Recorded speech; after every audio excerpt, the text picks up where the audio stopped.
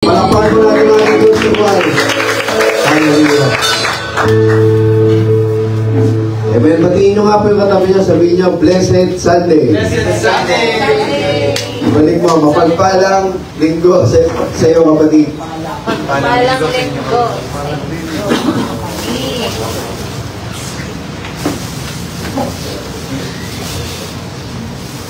Hallelujah. Alright, so ngayong itin nyo nga po yung katabi nyo. Ayan. May mga bago, may mga luma. No? May mga dati na nandito. At ayan. So, ngayon pong hapon na ito, or ito no, umaga, no? Good morning nga pala. No? And every morning, it's a blessing. Sabi nga, lagi ko naririnig yun kay Ninong Solmer, kay Brother Solmer. Every gising is a blessing. So right now, tayo po ay dadako na sa pag-aaral ng salita ng Diyos. And ako po yung naatasan to share. At ang pag-uusapan nun natin is katulad ito nung tema natin nung anniversary. Ano po ba yung tema nung anniversary? Nag-attended ba kayo? Leap of Faith. Okay, so it's around, it's about conquering territories, no? New territories. And ang pag-uusapan natin is also yung katuloy po nung, yung verse na tema natin last week or last Sunday, yung Joshua. So sa mga may Bible, na dala-dala po, kayo po yung makipagbukas sa akin sa Joshua chapter 10. Thank you. Verse 6 to 8. Ayan. So anyway, ang title po pala ng ating pag-uusapan ngayong gabi is, ngayong umaga. So, bakit ba ako gabi ng gabi? No? So wala pa kasi tulog eh. So ayan, living a victorious life. Basahin nga po natin. Number 1, 2, 3, go! Living a victorious life. Lahat po tayo gusto natin ng victorious life. Amen. Gusto ba natin? So, sabi, we are not a victim, we are a victor. And alam niyo po, walang victory or walang victory kapag walang pagtatagumpayan. Wala tayong tagumpay na makukuha sa buhay kung wala tayong challenges. Naalala ko kanina yung sharing sa testimony, ano?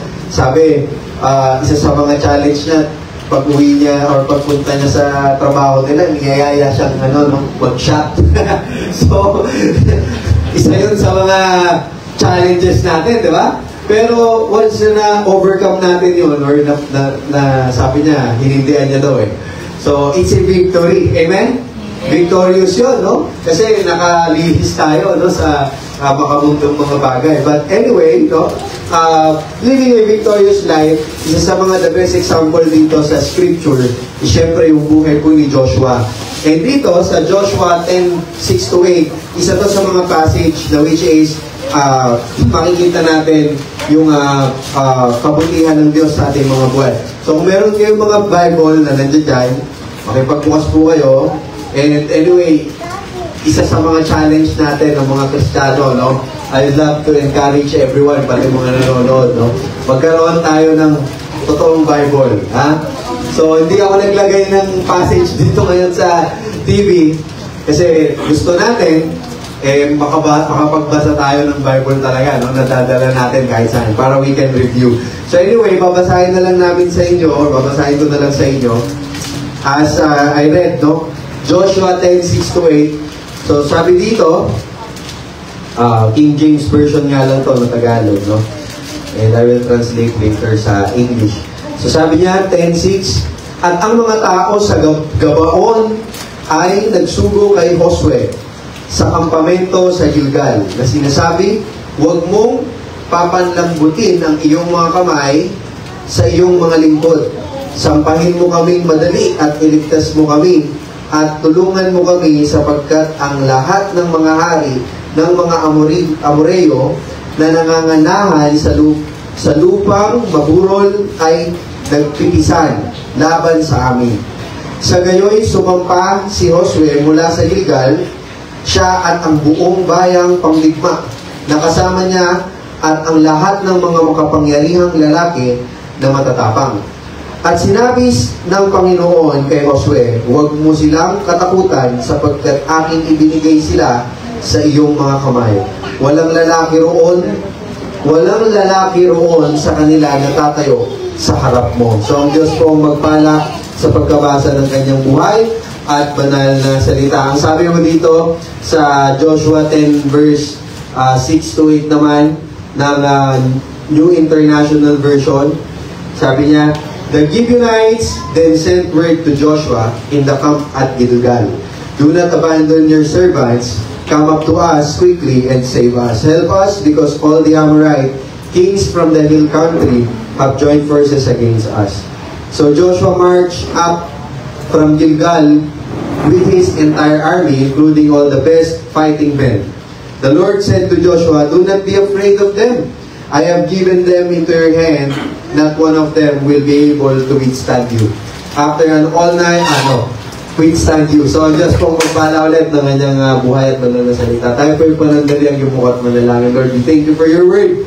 Continue to give us heart and mind to understand this word at maging sagot po ito sa aming mga kapanalangin sa oras na ito.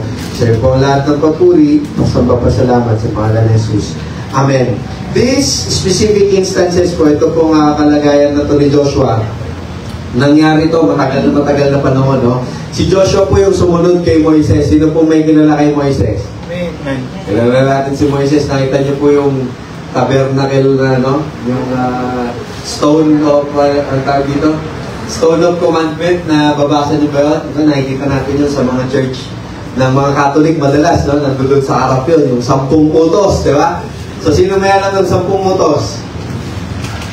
Utos ng nanay lang ang alam? Okay, so anyway, yan, no? Sumunod siya kay Moises. After ni Moises, nung namatay po si Moises, in-appoint si Joshua, no? Ng Diyos, ni Yahweh. At siya yung sumunod na nag-lead sa Israelites. So sa panahon ni Joshua, doon nakapasok ang Israelites or ang mga tawag dito, mga niligtas ng ni Moises sa lupang pangako yung Canaan.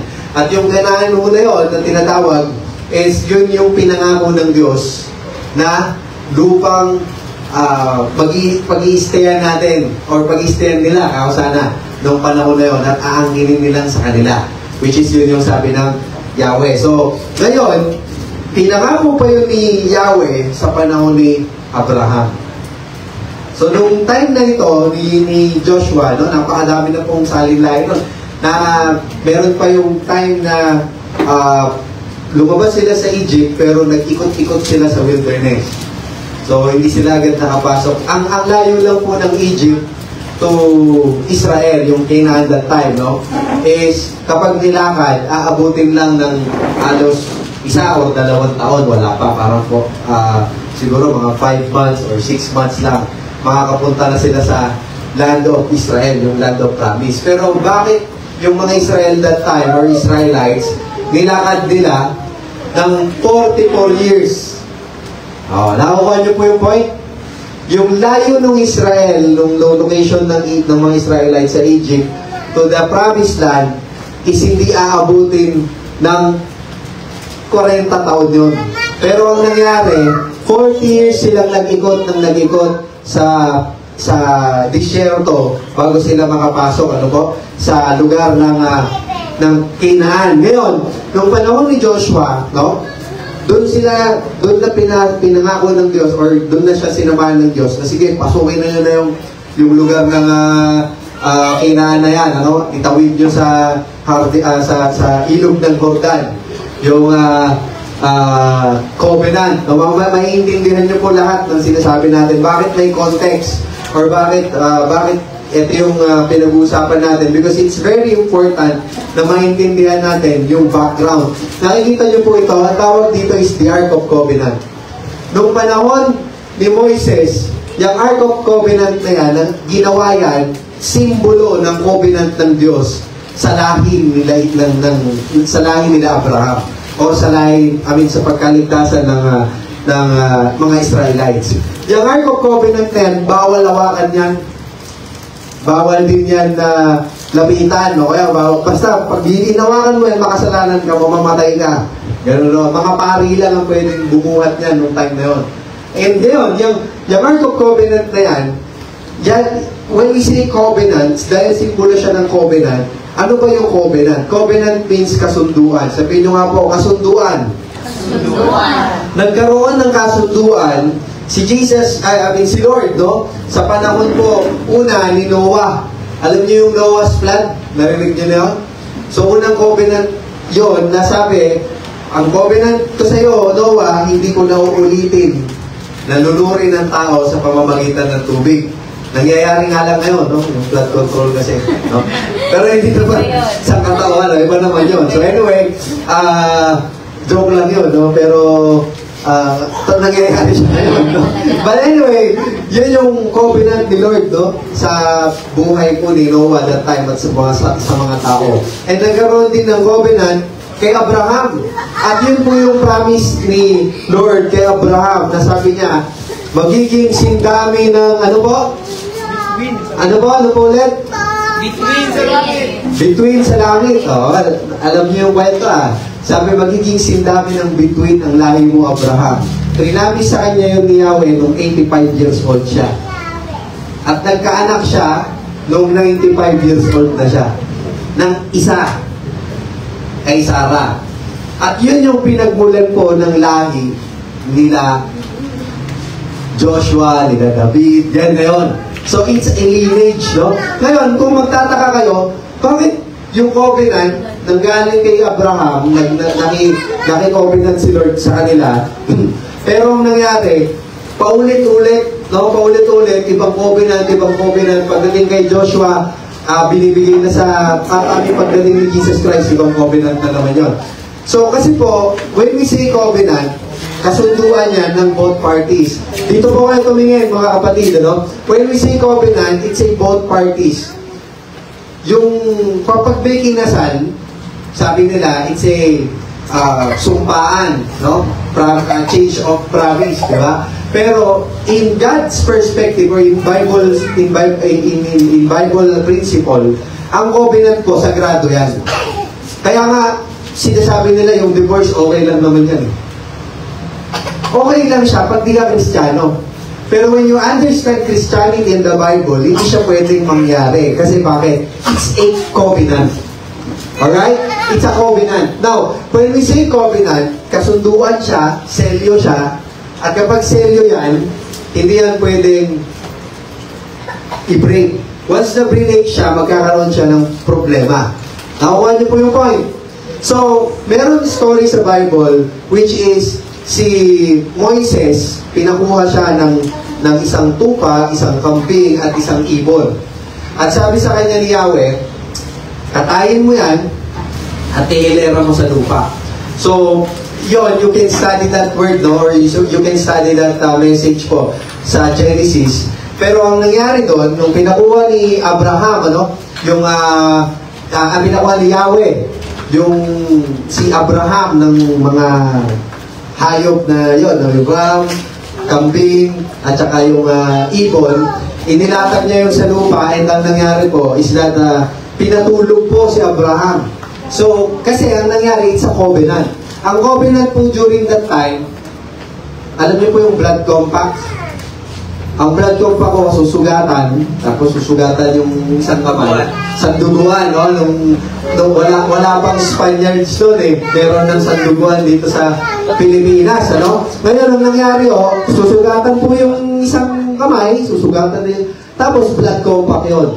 Ngayon, magkakatay ho ng isang uri ng hayop. Sa ngayon ang nangyayari, kapag may kasalan ganyan, di ba nagkakatay sila ng baboy, ng manok, tapos pinapaduguan yung kapag may bagong bahay, di ba? May mga ganun tayong ritual mga Pilipino So, bakit may inaalay na ganun? Kasi, ang kasunduan, ang ibig sabihin po ng covenant, kapag meron kang kailangan, kumari, nag-blood compact kami ni Brother Miles, no? Pag nag-blood compact kami ni Brother Miles, may inalay kaming hayop during, sa Old Testament po ito, may inalay kaming hayop. Kung meron mang magbe-break ng covenant naming dalawa, kung ano man yung mangyari doon sa hayop, mangyari nawa sa aming dalawa. So, yun po ang ibig sabihin ng covenant. Now, tayo po na mga Kristiyano, since nabubuhay tayo ngayon sa ating pong buhay ngayon, New Testament na po ng ating buhay. Ang covenant po is nung tinanggap po natin si Jesus Christ. So nagkaroon tayo ng new covenant. Makikita ko natin yan sa Hebrew chapter Hebrew 13:20. So ang covenant na to ay established po ni Jesus Christ. No? Nagkaroon tayo ng covenant kay Jesus, and since nagkaroon tayo ng covenant, lahat to ng kanya ay atin na rin. Ganun o ang marriage ganun o ang covenant Kumare, kinasal kami ni, hindi ko nung kinasal kami ni Jasmine, nagkaroon kami ng covenant na naging isa kami. Nakuha niyo po yung point? Naging isa. Kapag nagpakasal ng babae at lalaki, magiging isa sila. Yun ang ibig sabihin ng covenant. So, nag-covenant tayo kay Jesus Christ sa Lord, sa pamamagitan ni Jesus Christ. Kasi sabi niya, di ba? No one comes to the Father except through me. So, ibig sabihin, kailangan mong tanggapin si Jesus Christ as your Lord and Savior para makapag-isa ka kay God. Ngayon, nung tinanggap natin si Jesus Christ, we have the covenant. So, si Joshua that time, meron siyang covenant. Ang covenant na yun is yung covenant niya sa Lord at yung pangakong covenant kay Abraham na ibibigay sa kamay ng mga Israelites ang lupang Canaan. Ngayon, nakukuha niyo po yung point? Nakukuha niyo po yung kwento? Naguguluhan na kayo? So naman, nakukuha niyo po, no? Ngayon, ang nangyari, so itong si Joshua, nakipagkasundo ngayon. Nagkaroon siya naman ng covenant ngayon sa tinatawag na Gibeonites. Yun po yung makikita nyo na binasa natin sa verse 10. Ngayon, yung Gibeonites na yon, isa po siyang lugar or isang grupo siya sa Israel that time. Kasi ang Israel noon, nahahati pong Israel. Mga Amoreo, mga Sadiseo, mga ganyan. Tapos mga Israelites. Yun yung bagong pasok, yung Israelites. Ngayon, kapag bagong pasok ka sa lugar, syempre, intruder ka. Anong ibig sabihin ng intruder sa Tagalog? Tawag dito, para bang squatter ka, parang gano'n, no? Pumasok ka doon sa lugar na yon, inaangkin mong iyo, wala ka namang posisyon. And during that time po, pag pinosisyonan mo yung isang lugar, sa'yo na. Kaya nga yung ibang mga asyadero dito, yun yung panahon na inuupahan lang nila yung lugar na walang titulo. Amen? Nakukuha niyo po yung idea? Ngayon, pumasok sila Joshua sa Canaan, yung lupang pangako na may mga nauna ng tao. Na which is yun yung mga Amoreo, yun yung mga yun yung mga Amorites, no? Nung narinig yun ng Amorites, sabi nila, pumasok dito yung yung mga Israelites nagaling sa Egypt, sasakupin nila tayo. So, nangyari, nagkaroon ngayon ng bakbakan. Nagkaroon ng wall of Jericho, yung bumagsak yung wall ni Jericho, no? Naalala niyo po yun? Yung kwento na yun, na nagmarcha, yung mga tao, yung Israelites sa wall of Jericho, bumagsak yung wall of Jericho. Ang dami pong kwentong gano'n, no? Yung mga laban-laban na gano'n. But anyway, nung time na to, etong Gibeonites na kakampi ng Israelites, kinatatakutan po yun. Isa yun sa pinakamalaking lungsod. Kumbaga sa Isabela, yun ay ilagan, no? So, merong ilagan at yung mga Israelites naman, dayo, mga taga-ibang lugar. Nakipagkasundo ngayon, yung Gibeonites sa mga Israelites. Kumbaga nakipagkasundo yung ilagan sa dayo. Ganon.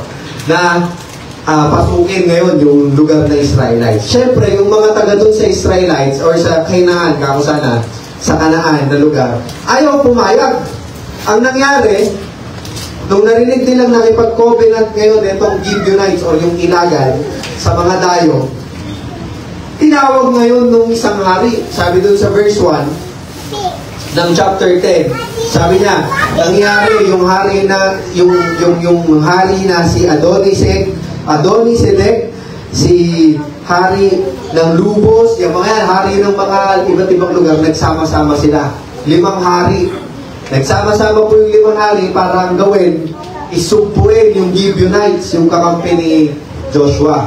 And ang nangyari po, is that, etong si Joshua, tinawagan ng Gibeonites, sabi, Joshua, tulungan mo kami, sinasalakay kami ng 5 hari, dahil nakipagkasundo kami sa'yo, inaapi na kami ng 5 hari na to. Ano pong ginawa ni Joshua? Ang ginawa ni Joshua, magdamag siyang naglakbay, mula doon po sa lugar ng Gilgal, hanggang po sa lugar kung saan nangyayari yung gera ng Gibeonites, no? Or yung limang yon na hari, kinakalaban sila. Nagpunta yun si Joshua at nilusob niya yung mga yun. Ang base sa kwento, namatay po lahat eh. Pati yung hari, pinatay nila eh. So, hindi sila nag-iwan. So, ang point is that, nung tumawag po itong mga Gibeonites kay Joshua, si Joshua sumagot agad. Na sige, pupunta ako dyan, susugurin natin yung mga yan, kakampi niyo ako dyan. No? So, ang point, ganun po kasagrado yung tinatawag na covenant. Na kahit hindi sa Diyos ka nakikovenant, nung time na yun, no, sa tao ka makipag-covenant, susundin talaga yun ng tao. Kaya lang ngayon, no, hindi na siya nangyayari, no? Yung promise daw po is meant to be broken na. Okay, ang maganda ngayon, dahil meron tayong Diyos, when we have covenant to God na in-accept natin si Jesus Christ, si Jesus po, hindi tayo tatakbuhan, amen? Si Jesus, sasagutin tayo palagi. So next po, so aside sa covenant, no, ang number one na kailangan natin gawin to have victorious life is understand the covenant, na meron tayong covenant sa Lord. Pag naiintindihan nyo po yun, sabi sa Matthew, seek first, ano po yun? The kingdom of God. And all these things, lahat ng bagay. Lahat. Pag sinabi pong lahat ng bagay, hindi yan yung merong siniset aside ganyan na kumare, yung kasama dyan, pati pagkain mo, damit na isusuot mo, sasakyan na gusto mo, lahat ng bagay na gusto mo, ng puso mo, ibibigay pala yun ng Diyos, basta maintindihan mo lang yung covenant. Nakuha niyo po yung point? Yung point? Amen? Amen. So, tuloy natin. Number one is understand the covenant, paano siya nag-work, at ano ba yung covenant natin sa Panginoon. And pangalawa, is take the battle. Kapag Kristiyano tayo, ang battle hindi natin tinatakbuhan. Last time na I talk about, I shared about the Word of God, pinag-usapan natin yung mga bagong sakit ngayon ng tao. Ang bagong sakit is stress. Di ba? Ang bagong mga excuse ngayon is depression. May anxiety attack. Di ba? Yan yung mga bagong problema ngayon ng tao. Ngayon, dahil may mga problema tayo ganun, it's a battle. At kaya nagkakaroon ng depression ng isang tao, or anxiety ng isang tao. Kasi, ang tao po ngayon, hindi nagpo-focus sa solution. Kapag may problema, pag may battle, ang nangyayari, nagmumukmok. Hello? Hi! Si Joshua, nung narinig niya na may problema yung ka-covenant niya na lugar or yung leader na Gibeonites, no? Nag-report sa kanya na pinapatay sila. Ang ginawa po ni Joshua nung narinig niya yun, nagmarcha agad siya. Magdamag silang nagmarcha kasama ng buong sandatahang lakas ng Israelites, no? Sabi, tara, suburin natin yung mga yan. Okay? Tinake nila yung battle. Ngayon, ikaw, sabi mo sa katabi mo, lumabang ka. Huwag kang patalo. So, yung iba nagpapatalo eh. Yung iba, ina-accept nila na mas malakas yung kalaban nila. No. Kapag naintindihan mo, balik mo. Sister, Jasmine, ibalik mo sa, ayan, kapag naintindihan mo yung covenant, okay, pag naintindihan po natin yung covenant, kahit anong klaseng problema yan, kaya nating lagpasan. Alam niyo po kung ano yung promise ni Lord sa buhay ng bawat isa? Anong sabi? I have plans for you. Plans to prosper you. Problema mo pera? Alam mo yung covenant. He has a plan to prosper you. Gawin kang prosperous sa buhay. Plans to give you hope. Sino dito yung nawawalan na ng pag-asa? Nawawala naman, no?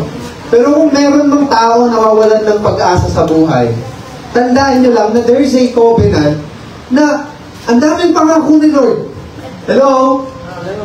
Ang daming pangako ni Lord. Isa lang yung dalawa pa lang yung sinasabi kong promise ni Lord. Sobrang daming promise ni Lord sa buhay ng bawat isa po na nandito. Sabi, yun na lang eh. Tandaan nyo yun, gawin nyo yung life verse. Seek first the kingdom. And when we say kingdom, there's a king. Tama? Yung king, yun si Lord. Ngayon, kapag ikaw, during that time, no, balik tayo dun sa mga ancient times. Kapag merong kingdom at isa ka sa nasasakupan ng hari, hindi mo nagkakaroon kayo ng covenant ng hari, king, maglilingkod ako sa'yo. At yung hari naman, maglilid ako sa'yo. Ganun po ang ganun po ang exchange of covenant ng tao that time. Ngayon, kapag subordinate ka ng hari, lahat ng mga bagay doon sa kaharian, pwede mong ma-enjoy. Tama? Ngayon, na-enjoy mo ba lahat ng bagay? Hindi pa. So bakit? Kasi hindi mo naiintindihan yung covenant na pinapakita sa iyo ng Lord. Once you understand the covenant, hindi ka problema. Katulad po ni Joshua, tinake niya yung battle. Bakit? Kasi naiintindihan niya eh. May covenant sa akin si Lord. Naalala niyo yung kwento ni David? Hindi kayo nagtaka ba't ganun katapang si David? 10 foot tall yung kalaban niya. Siya naman, bus-bus, gusgusin. Ang kanyang paglaban, slingshot, tirador, palsiit, no Ilocano, kung natanay. Slingshot na ganyan. Kaya lang yung palsiit nila, iba eh. Pero wala na gano'n. Iniikot eh. Sa atin kasi, binibignat eh. Diba? So, ngayon, si David, bakit ganun siya katapang? Kasi during time ni David po, walang ganito. Hindi pa na-compile yung mga sinulat nung panahon ni David. Ang nangyari that time, ang pinag-aaralan lang po ng mga follower ni Yahweh is the covenant. Ang pangako kay Abraham, ang pangako sa lahi nyo. Yun lang ang lagi. Ngayon, si David, naiintindihan niya na there is a covenant na ibibigay sa akin ng Diyos ang katagumpayan. Kaya kahit Goliath ka, wala akong pakialam sa'yo. Mas malaki or mas malakas yung Diyos na nagbigay sa akin ng covenant na ang sabi sa akin ng Diyos, gagawin niya akong successful sa buhay. Amen? Kaya ang laki ng problema ni David eh, or ng Israelites eh. Goliath yung kalaban nila eh. Pero ang alam ni David, kaya niyang i-take yung battle kasi matindi yung covenant ng Diyos. And alam niyo ba kung gaano katindi ang covenant? Ang covenant kanina, kung naiintindihan niyo yung sinabi ko, once na nakipagsanduguan ka sa isang tao, nakipag-covenant ka dati, no, nung panahon na yun, lahat ng meron siya sa'yo. Lahat ng meron ako sa kanya. Ganon ang ibig sabihin nun. Pangalawa, kapag may nag-break ng promise sa aming dalawa, kung ano yung nangyari dun sa namatay na hayop, kailangan may mamatay sa akin. At hindi gagawin ng Diyos na i-break yung covenant. Bakit? Kasi hindi po pwedeng magsinungaling ang Diyos. Tandaan niyo yun, hindi po pwedeng magsinungaling ang Diyos. Kasi, that is the deity of Christ. Hindi siya pwedeng magsabi ng kasinungalingan kasi ganun siya kabanal. Ngayon, pag sinabing hindi siya pwedeng magsinungaling, then, anong pinoproblema nating mga Kristiyano, mga follower? Sabi, all things shall be added unto you. Ba't ka nade-depress? Ba't ayaw mo makipaglaban? Ba't ayaw mong labanan yan? So, bakit ka nagbumukmok? So, all you need to do is to understand the covenant, and second, take the battle. Ulitin mo sa tayo mo, sabi mo, lumabang ka. Okay, laban lang. Okay, take the battle. Next, do not fear. Ilang beses na itong naririnig, do not fear, do not fear. Ilang beses nyo na naririnig yan, napakadaming beses na po. When we say do not fear, dapat, may mga kinakatakutan tayo sa buhay, amen? Yung iba sa atin siguro dito, takot pa sa multo. Diba? May kilala ko, takot sa palaka. May takot sa gagamba. Ako talaga, takot ako sa butiki. Pero, kung ibabalik natin yung time, kung nabuhay man tayo nung panahon ni Joshua that time, alam niyo po, ang nakakatakot during that time, walang kuryente, walang internet. Di ba? Ngayon, pag walang kuryente, busit na busit tayo lahat. Ano ba naman itong po? Patay sindi, nagnanakaw ng kuryente, di ba? So, may nag-isip kong nanonood. So, patay sindi yung kuryente, sira na yung appliances, di ba? Ang dami nating reklamo sa buhay. Natatakot tayo na mawalan tayo ng pang-sustain sa buhay natin, di ba? Pero ang sabi, do not fear. Etong gusto kong malaman ninyo na attitude ni Joshua. Si Joshua, nung tinawagan siya ng mga taga-Gibeonites, sabi sa kanya, huwag mo kaming bitawan, Joshua. Sinabi ng messenger, sabihin mo dun kay Joshua, huwag tayong iwan.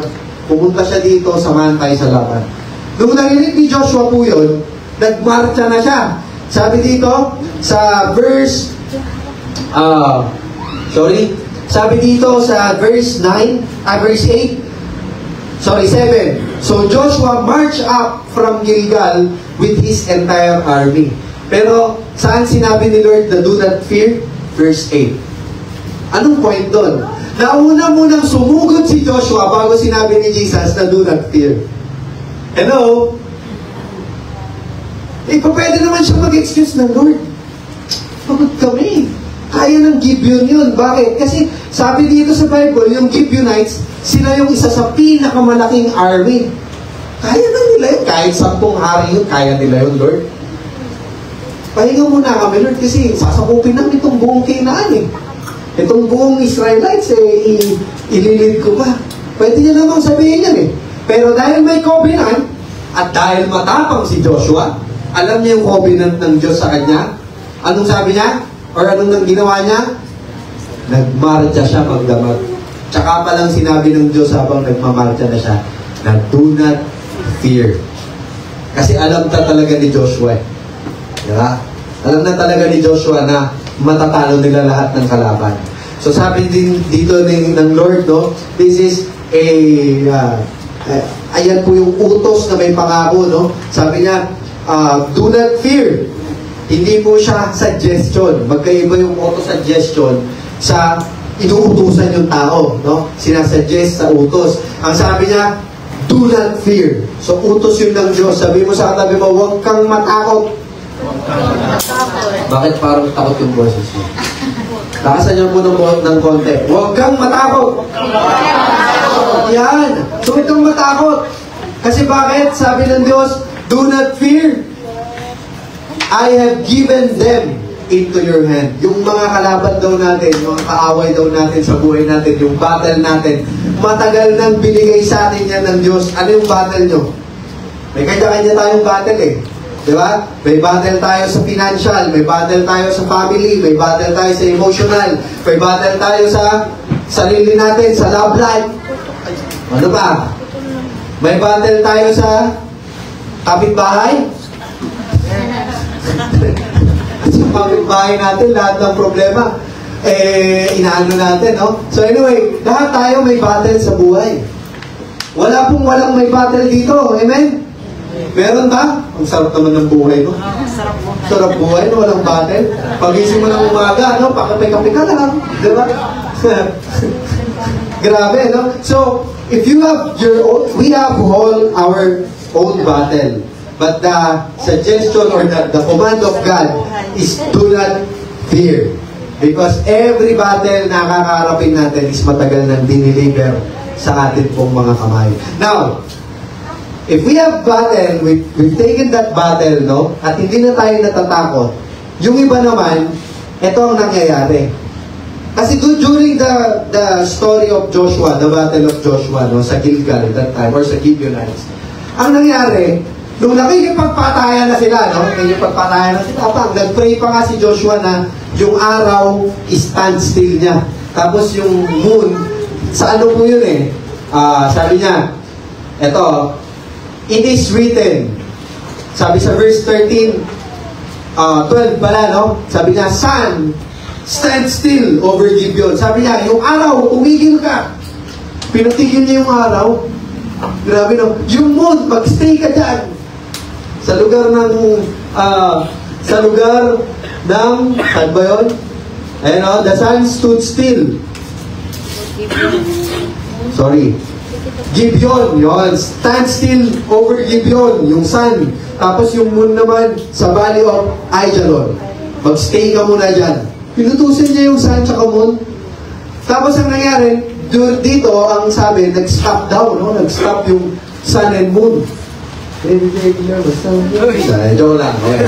So, inisip ko lang ngayon, no? Yung sun and moon, nag-stop during that time. Bakit? Kasi nga, kailangan labanan ni Joshua yung mga tao. Pag dumilim, ang mangyari, baka matalo sila. Kaya kailangan matalo nila. Ngayon, ang isang story, ang isang explanation dito, hindi yung literal po na nangyari. No? During that time kasi, yung mga kalaban nila ang sinasamba, sun at saka moon. Ngayon, yung sinasamba naman ni Joshua is Diyos na mas mataas pa dun sa Diyos nila na may gawa lang nung sun and moon. Kaya nung inutusan niya yung sun and moon, ang nangyari po dun sa labanan, tumakbo yung mga kalaban ni Joshua. Tumakbo yung mga hari. Tumakas yung mga hari na yun. No? Ngayon, kapag meron kayong sinugod, tapos yung sinugod nyo tumakbo, kumari yung battle nyo, no? Yung battle nyo, na, for example, is the health, no? Yung health.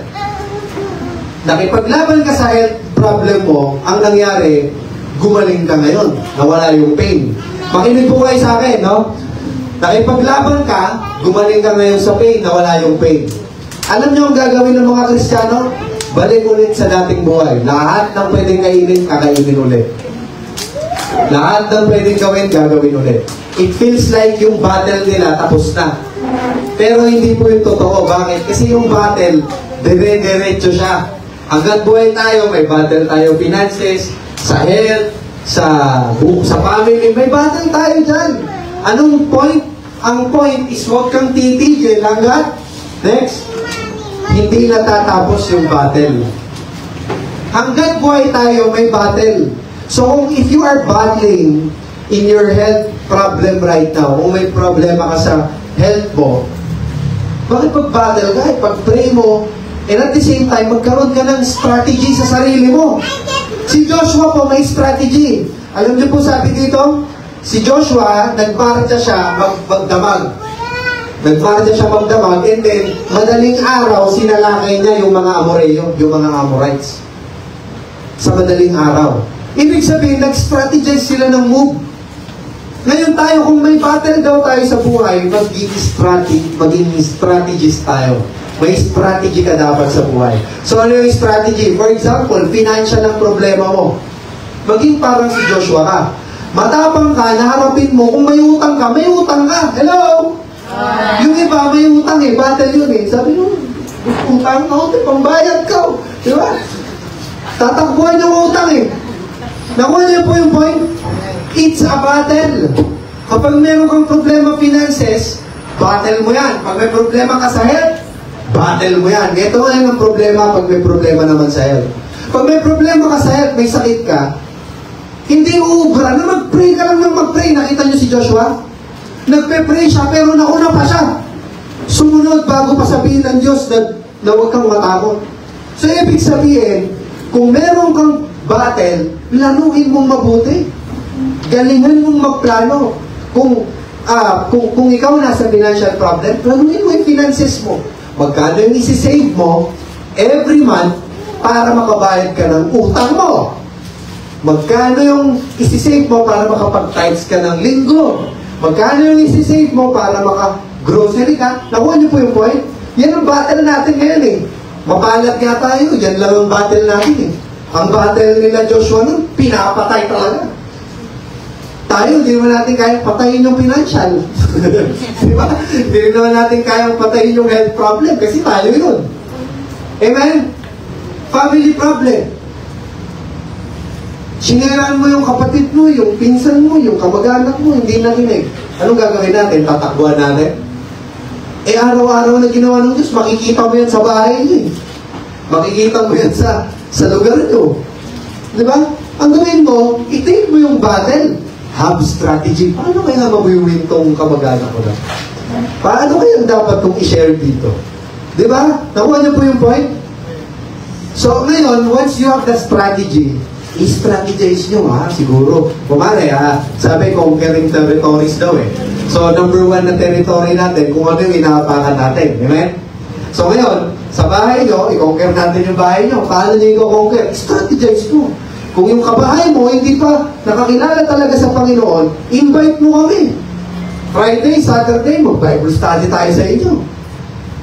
Nakuha niyo po yung point? Strategy. O kumari, meriendahan muna, and then sharing. Strategize. Yung kamag-anak mo sa ibang lugar, dito sa Rojas, or kaya sa Manlig, hindi pa nakakilala sa Diyos, i-strategize mo. Huwag mong takbuhan. Battle yun eh. Nakuha po yung point? Ngayon, pag once na nandun ka na sa battle, finish the battle. Again, sabi ko kanina, may battle tayo finances. Kung ang battle mo financial, utang, sino walang utang? Galing ah. Sino may utang? Nagtaas na ba yan? Ayun, iba pala, sorry. So, yun, no? Kung utang ang problema, ito ang nangyayari. May battle ka sa financial, no? May utang. Nag-pray ka ngayon, nag-isip ka ng strategy mo, nakapagbayad ka for the month of, ano bang month yun? September. Nakapagbayad ka for the month of September. Tapusin mo, hindi pa tapos eh. Hello? Hello? Sabi doon sa Bible, ang nagpahiram daw, yun yung master. At yung bumiram, yun yung magiging alipin. Kaya ayaw natin maging alipin sa mga inutangan natin. Dapat makapagbayad tayo. Amen? Amen. And same scenario sa health problem. For example, sa physical problem. Same scenario. Ayaw natin maging alipin tayo ng sarili nating sakit. Kailangan mawala yan. Strategize natin and at the same time, i-finish natin yung battle. Tapusin natin, talagang pag tinapos, forever, no? Ibabattle natin siya. So next, si Gideon, si Joshua, sorry, tuloy ko lang yung kwento, malapit na akong matapos, no? Si Joshua, nung time na yon, ang ginawa niya, yung 5 hari na tumakbo, no? Tumakbo po yung 5 hari. Ang ginawa ni Joshua, hinabol niya pa yon. Yung 5 hari na. Hinabol niya, tapos pinatay niya pa yung 5 hari. Masyadong brutal yon nung dito sa panahon nila. Pero during that time kasi, bakit, tatanungin ng iba, bakit, sorry, bakit hinayaan ni Lord na mamatay yung mga tao during that time? Bakit hinayaan ni Lord? Ang dami pong namatay nung time na to.